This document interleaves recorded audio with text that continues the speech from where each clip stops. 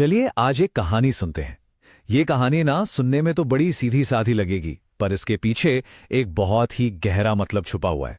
तो सवाल ये है कि जीतेगा कौन। और हाँ, ये मुकाबला सिर्फ दो घरों का नहीं है, ये तो दो अलग अलग सोच की टक्कर है।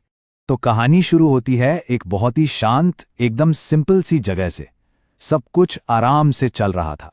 तो जरा सोचिए, हनुमान जी एकदम शांति से, पूरी लगन और सादगी से मिट्टी की एक छोटी सी झोपड़ी बना रहे हैं। कोई दिखावा नहीं, कोई बड़ी बड़ी बातें नहीं, बस एक छोटा सा काम जो वो पूरे दिल से कर रहे थे। पर जैसा होता है, ये शांति ज्यादा देर तक नहीं टिकने वाली थी। कहानी में अब एंट्री होती है एक चुनौती की। तभी वहां एक राक्षस आ जाता है और हनुमान जी को काम करते देख बड़े घमंड से बोलता है, अरे ये क्या झोपड़ी बना रहे हो, इससे अच्छी तो मैं बना दूंगा। और बस यहीं से शुरू हो जाता है अहंकार और विनम्रता का असली टकराव। तो भाई राक्षस के इस घमंड ने एक चैलेंज खड़ा कर दिया और फिर यह तय हुआ कि ठीक है, अगले दिन ही देख लेते हैं कि कौन बेहतर झोपड़ी बनाता है। तो बस अगले दिन पूरा माहौल बन गया। मुकाबला शुरू होने को था। हवा में थोड़ी टेंशन भी थी और थोड़ी एक्साइटमेंट भी। पता है, ये मुकाबला असल में दो अलग अलग दुनियाओं का था। एक तरफ थी राक्षस की दुनियादारी वाली कलाकारी और दूसरी तरफ थी हनुमान जी की भक्ति की ताकत। तो सबसे पहले बारी आई राक्षस की और उसने अपनी पूरी की पूरी ताकत लगा दी। उसने एक ऐसी शानदार झोपड़ी बनाई जो किसी महल से कम नहीं लग रही थी। मतलब कमाल की कारीगरी थी, मानना पड़ेगा।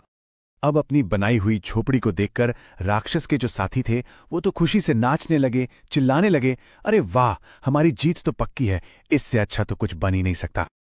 अब बारी थी हनुमान जी की।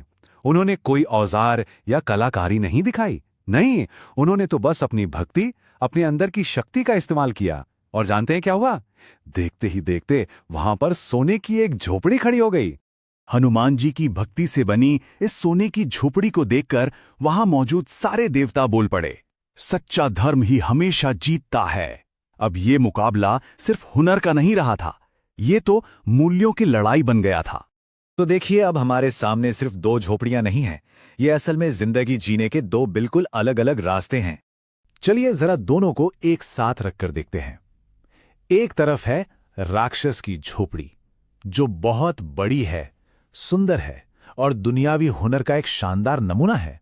और दूसरी तरफ हनुमान जी की सोने की झोपड़ी। इसका असली मोल सोने में नहीं, उसकी भक्ति में है।